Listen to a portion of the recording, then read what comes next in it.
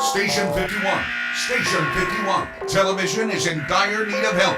Emergency. Paramedics John Gage and Roy DeSoto, please report to MeTV immediately. LA, Squad 51. Dr. Brackett and Nurse McCall are awaiting your arrival. Please stay with me. Just this one thing. It's very important. Emergency. Man, I never thought anybody'd find me here.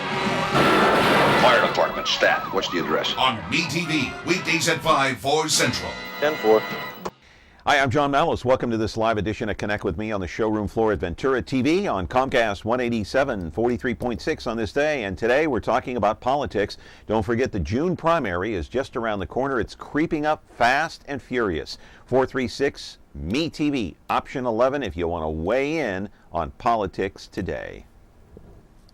I want to discuss the importance of the television medium to the American people.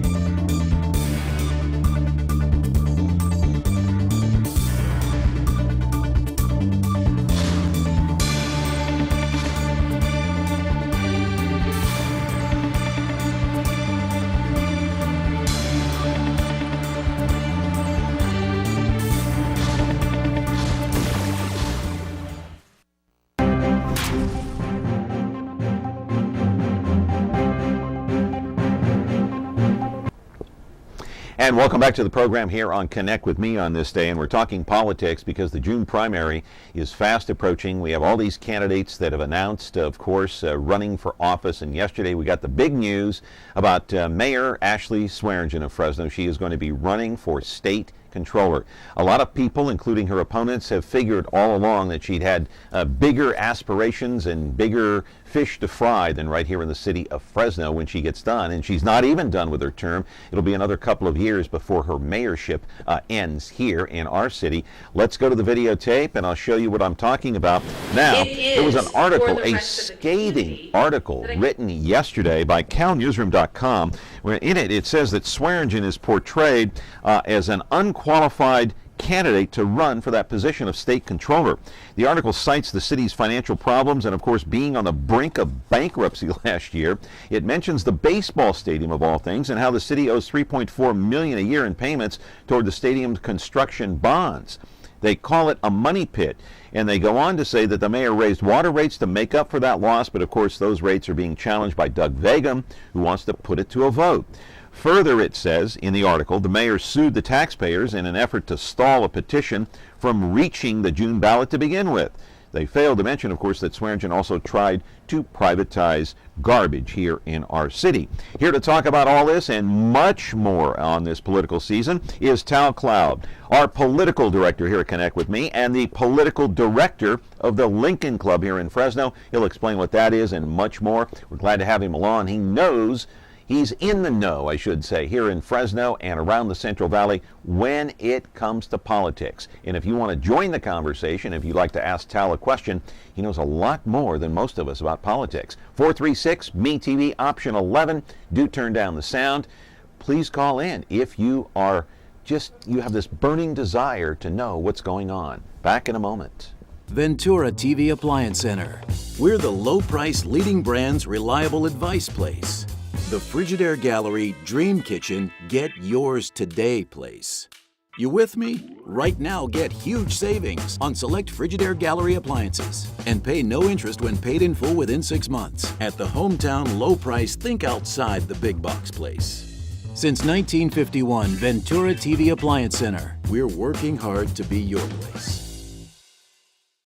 So politics is the name of the game here in the city of Fresno. At least this year it will be. The primary is in June. Of course, the general election takes place in November. A lot of races going on. You've got the Swearingen race, of course, state controller, and then you've got Fresno City Council, Fresno Supervisor. You have all sorts of races across the board. And here to talk about it is Tal Cloud. Good to see you. Good seeing you. Doing well. Quite well. You are the political director for the Lincoln Club, which is... The Lincoln Club's a Republican business organization where we focus on issues related to growing our economy and business and stay away with social issues.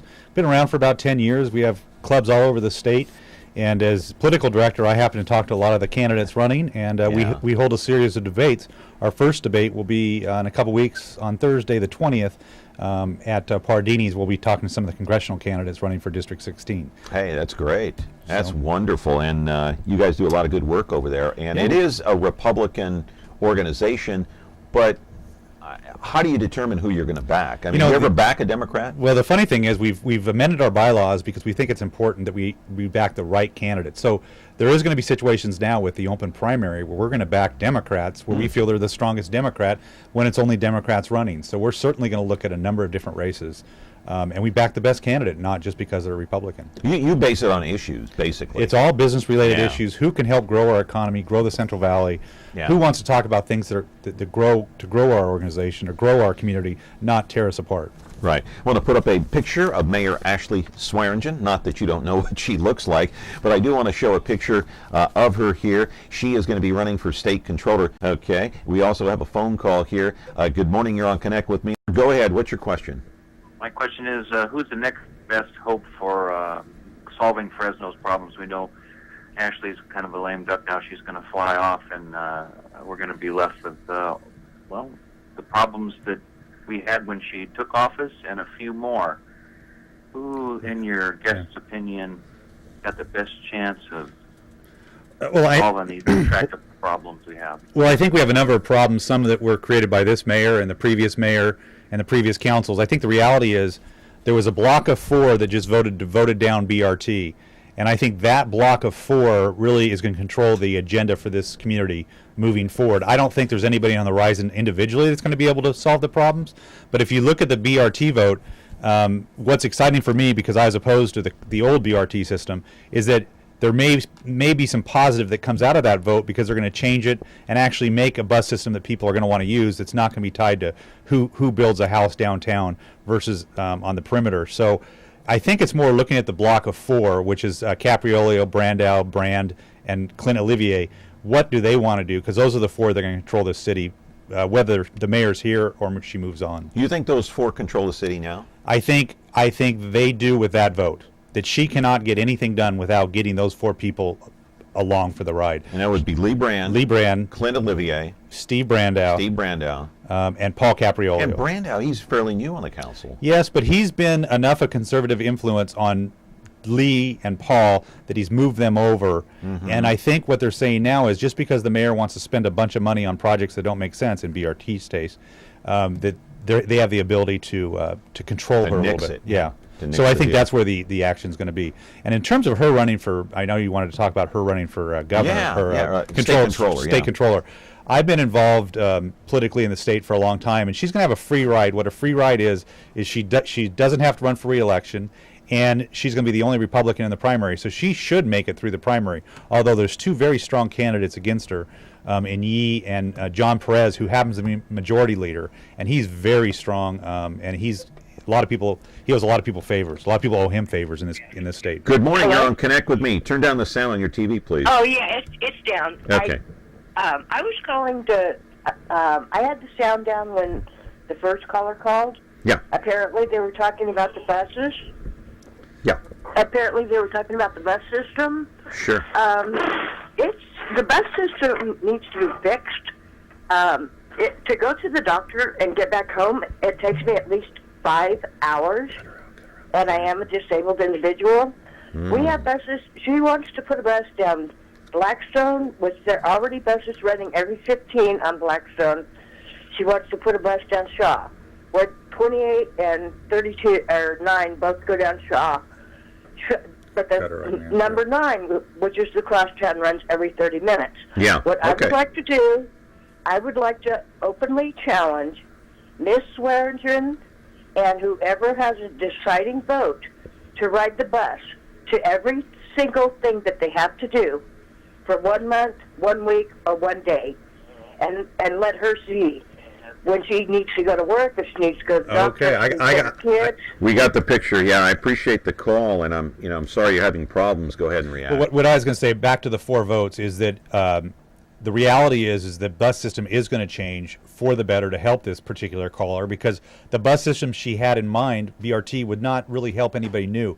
There's talk for a new bus route that I'm guarantee would help this caller speed that along. Yeah, 5 hours but is 5 ridiculous. Hours. But it goes to the problem that Ashley has for running statewide, is that she does not have a base here in this community where she has a big base of support like Bill Jones did. And the problem that Ashley's going to have when she runs statewide against a John Perez is that he's got favors all over the state. In fact, if I can tell a quick story. Absolutely. When Jim Patterson was first elected to state assembly, Jim and I went up to Sacramento.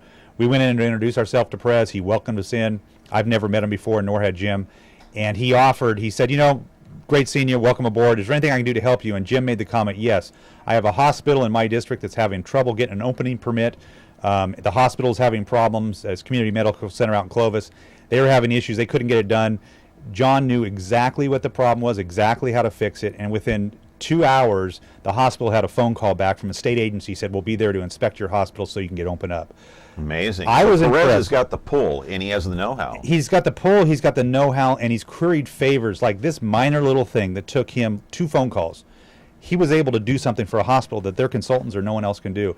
That's the kind of leader Perez has been in Sacramento. He's very much like a Willie Brown. You may not like Willie Brown. I don't particularly care for John Perez's policies, but he can get things done. And that's the challenge that Ashley's going to have because she does not have a base. Why doesn't she have a base? Well, she's alienated a lot of the Republicans on high-speed rail, on her downtown Fulton Mall plan, on BRT, and on her.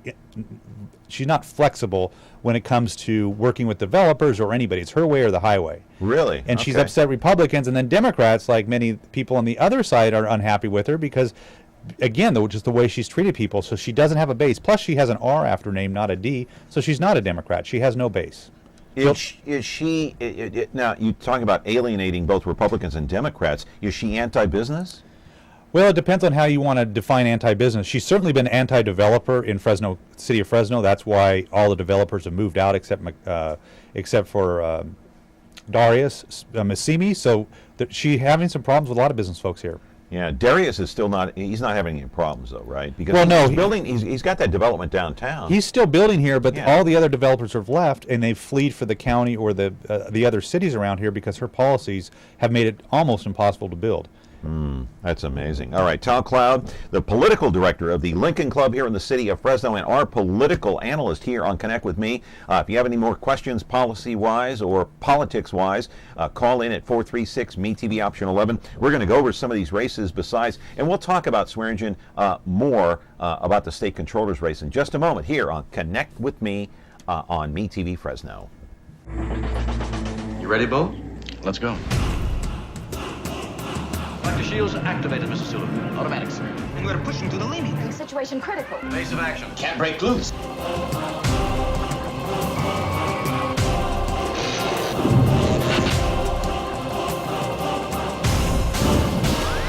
Peace or utter destruction. It's up to you. Star Trek, Saturdays at 9, 8 Central on MeTV. Brought to you by Ventura TV.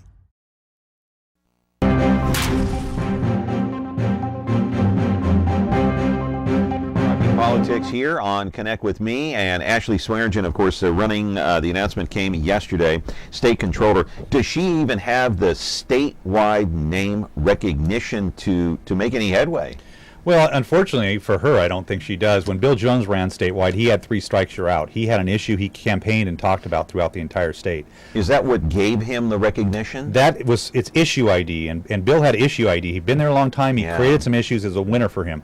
Ashley, if you want to talk about high-speed rail, that's not going to be popular anywhere. She does not have any real strong issue to talk about statewide. Has she done a great job in Fresno? No. She's lost her 2 big votes, Measure G and the BRT vote. Yeah. So she doesn't have a real legacy, and she's not curried favor with a number of people here in Fresno because of her policies. So it's going to be a challenge.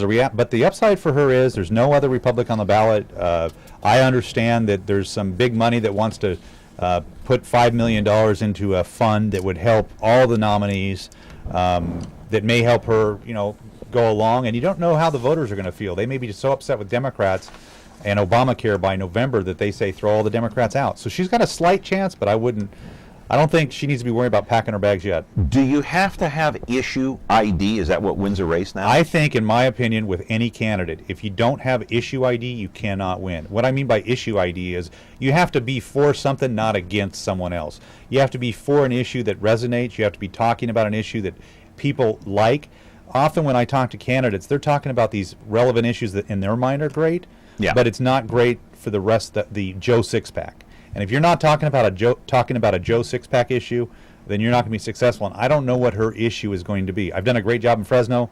That's not going to hold Yeah, water. the question, what can she cling on to make this an issue ID for her? Right. And that's the question. And I think John Perez and Yee, they both have issues that they can talk about of what they've done. Yeah. Whether you agree or disagree with their policies, they can talk about what they've done in Sacramento. Yeah, what's she going to cling to, the Fulton Mall? Yeah, I mean, who cares about that in LA or San Diego? So I think if you're going to run as a Republican, you better have some Republican base to run as. All right, let's talk about the DA's office. Let's put one. up the picture of Lisa Smitkamp. She is running to try to dethrone the current administration, Elizabeth Egan. There's Smitkamp right there. And leave that picture up there because I want to talk about a story that was in the Fresno Bee about her just recently, where it claims that she possibly broke state law because she held a liquor license for a popular Northwest Fresno restaurant. And she's trying to unseat, of course, Elizabeth Egan. We'll put her picture up as well. She's the current DA. Liz has been in office for quite a few years. How do you see this race? Does Smitkamp does she have a chance? And what about this accusation of breaking state law? Well, I think certainly anybody has a chance when you run for office, but she's got a long road to hoe in terms of creating her issue ID, creating who she is. This issue in regards to her liquor license could be problematic if other things come up where she maybe not telling the truth or has tried to hide something. On its surface, I think she tried to do the right thing. I think she tried to get all the information she could. She admits in that article that she may have broken the law. I don't know why. Was she aware of it, do you think? I don't think she was, because if you read through the entire story, she did try to do due diligence. It's just something that happened, but I can tell you if there's other issues that pop up, it could be a pattern, and that's going to be what Elizabeth Egan has to do. Now for Elizabeth Egan, this is somebody that worked for Miss Egan. She quit her office, went away for child care, whatever, a couple times. But right. I think she has to say why would I be better? How do I do a better job? And that's a big challenge for a challenger to. So even and this is the article that appeared, and the date I forget what the date was, sometime in January here. About Smitkamp and possibly breaking state law. Even if it's not true, even if she didn't break state law, just a headline like this, does it attack her credibility as a candidate? Honestly, before that headline, I don't think people knew who Beth Egan or Sondergaard Smitkamp were. So it's not like, if that story would have came out 2 weeks before the election, it could have been a different story. But so far out in front of the election, both campaigns will have a chance to define what that story meant. And really for both campaigns is about what they do moving forward and how they use the information they both have to define who their campaign is going to be. But it's certainly the most high profile race we have in Fresno County that will be settled in June. We'll know a winner loser in June. You think Egan helped leak this story? I'm not involved in either campaign, so that's not my issue, but the reality is it depends on what's after this story that matters. I want to talk about, before we go to break here, talk about the Fresno County Supervisor District 1 race. Phil Larson holds that seat. He's going to be out here. Let's put up the full screen if we can. Those are some of the candidates running right there. Blong Jong, of course, former city councilman. Well, he's still a city councilman now, but he's going to be the former when this race takes place. How do you see this one? Well, I think Blong Jong is going to have all the union money. All the unions are supporting Blong. They've done this in the past when they tried to take a Phil and were not successful.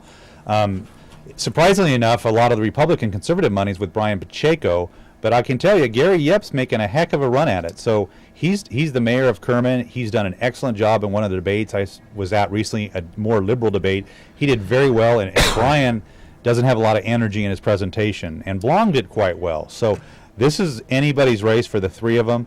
Blong has a problem with name ID in the rural areas, and he's not as popular as he thinks in the city. Really? Yeah, he's some of the polling information that is out there, he's not as popular as he thinks. How about Fresno County Supervisor District 4? This one has Judy Case, and she will be vacating that seat. These are some of the candidates, and some of the names up here.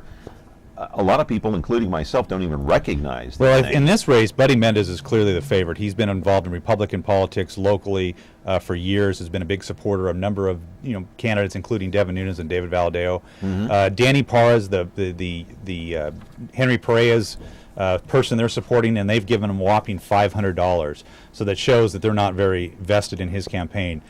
So I think Buddy Mendez is certainly the favorite here to take this seat.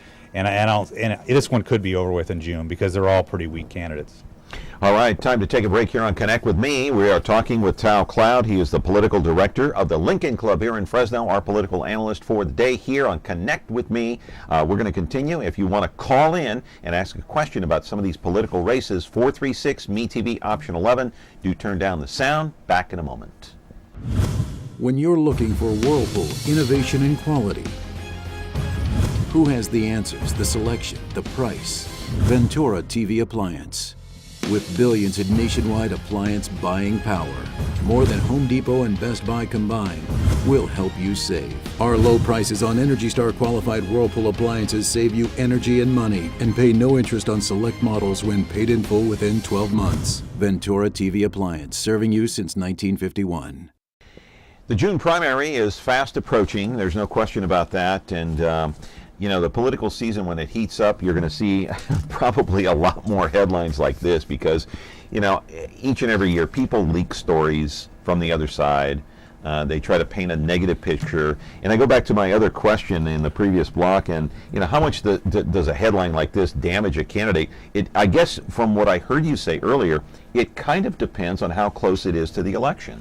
Well, to give you a quick story, we had a race that we did about 15, 20 years ago where a judge was looking at pornographic material while on the bench and was censured for it.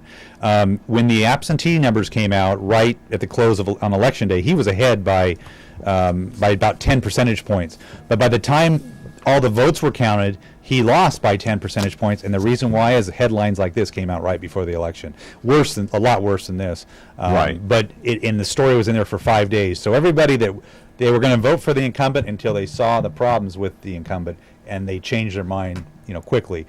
So this early, both campaigns have the opportunity to explain themselves, and I think Egan has an opportunity to explain herself on her issues, and I think Sondergaard on this particular issue will have to explain herself as well.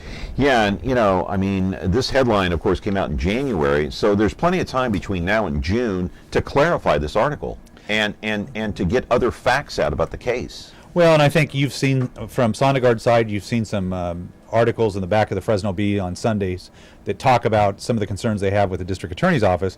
Assuming those facts are true, you know, that's something that Elizabeth Egan's going to have to speak about. But if they're not true, then it could be an issue in regards to this story. They can start tying them together. What are some of the problems you've seen with the DA, that some of the challenges that Liz Egan faces and some of the things that need improvement? You know, I'm not an attorney, so honestly I can't answer the question. I know the challenges that she's had is related to funding. I mean, our district attorney's office is underfunded and overworked. And, you know, because understaffed. And part of that's the funding out of the supervisors until you fix that problem. I don't know, you know, I don't know the details of her office, though. It's a funding issue, certainly. But Schmidt-Camp's going to give her a run for her money, first time in a long time. In 12 years. And I think, and it's healthy. Honestly, I've told both candidates and all candidates, it's healthy to have challenging prime races like this. It makes you better. Another call. Good morning. Your question, please, for Tal Cloud.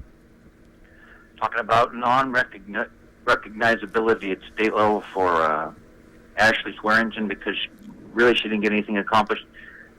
To be fair, what about bringing down the crime rate and her high visibility during President Obama's visit? And I guess the way she's handling the drought, is this going to get her any traction at the state level, according to your guest? You know, the Obama was a fly-in, fly-out with no public meeting, so it's kind of embarrassing that Obama didn't have any time to talk with the public compared to when Bush and other presidents have been here, Clinton. In terms of the drought, she's got a record of opposing some very strong water bills that Congressman Nunes has put through that would actually help the city of Fresno with their water issue. She's going to have a very weak talk about the drought. You know, the crime rate has gone down. Well, there's other factors in that as well.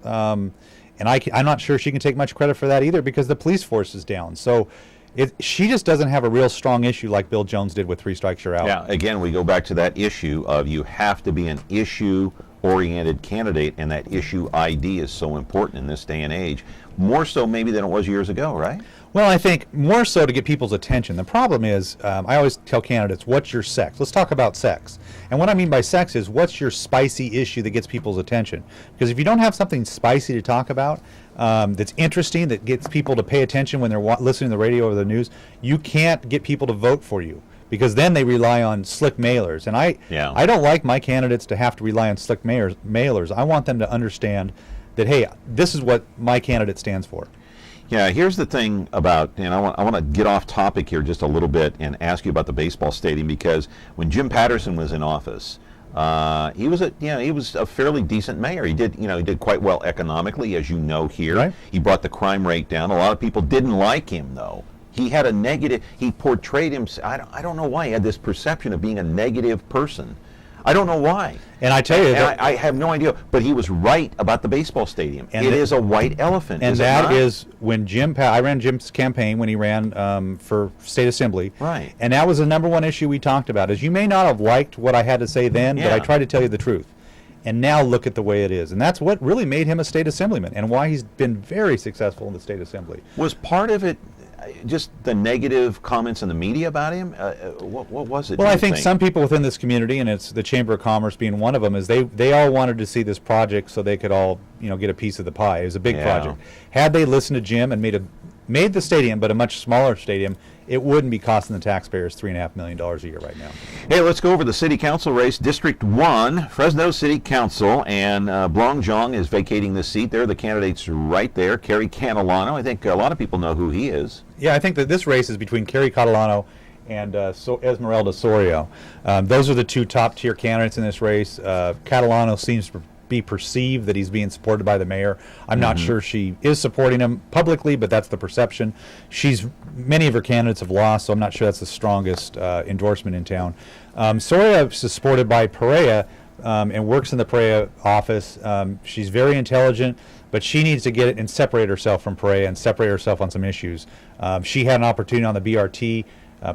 She privately had some concerns, but Kerry was all for it. She should have separated herself. She never came out publicly, and I think that cost her. All right. A lot of people that, I hate to say this, but a lot of no-names in that race, but Kerry Catalano is not a no-name. A lot of people know who he is in the community. Fresno City Council, District number 3, Oliver Baines is the incumbent. How do you see this one here? Oh, no race. No race. And Clint Olivier is no race. He's the incumbent. Yeah, that's the other one. They're both going to win going away in the June primary with over 60%. So not an issue at all. Okay, Steve Brandow has been on this program a couple of times, 2 or 3 times. Clint Olivier has not, but I know both of them fairly well. I know Clint a little better. But how would you judge their performance? Because neither one of them were politicians when they started this venture. They're both, in my book, first class because they have strong principles behind them. They may differ in their principles a little bit, but they have principles, and they're there for principles, not for politics. Yeah, Brandow was here, and he clearly told me, and our audience, he goes, I'm not a politician. But he's doing well. But because he has a principle, an issue that's driving him, and it's fiscal accountability, and both those two are doing a great job for the city of Fresno because they're not there to promote themselves. They're there to help their district with their philosophies.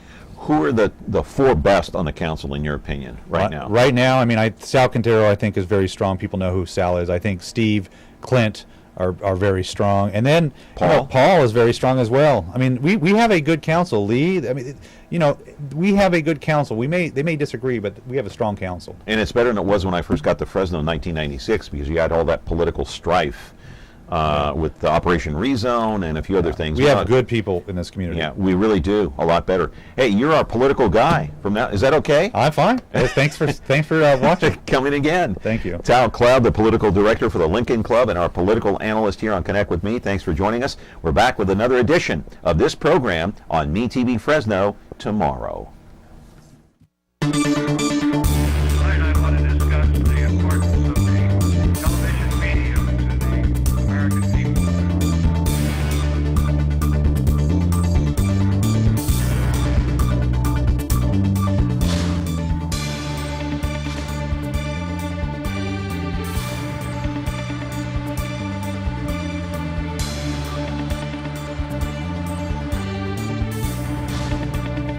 Frigidaire. It means the first electric refrigerator. The first compact electric range. Now, there's the Frigidaire Gallery Range with Symmetry double ovens. It's designed to cook multiple dishes at multiple temperatures, so you can prepare the entire meal at the same time. Frigidaire, over 90 years of legendary innovation. See the full line of Frigidaire appliances at Ventura TV Electronics and Appliances. From the pages of history and the untamed prairies of a young nation comes one of television's and America's most memorable folk heroes. Daniel Boone was a man, yes, a big man. Well, you're Daniel Boone. Yep. Fess Parker stars as the legendary Daniel Boone, with Ed Ames as his trusty sidekick, Mingo. Pleasure indeed.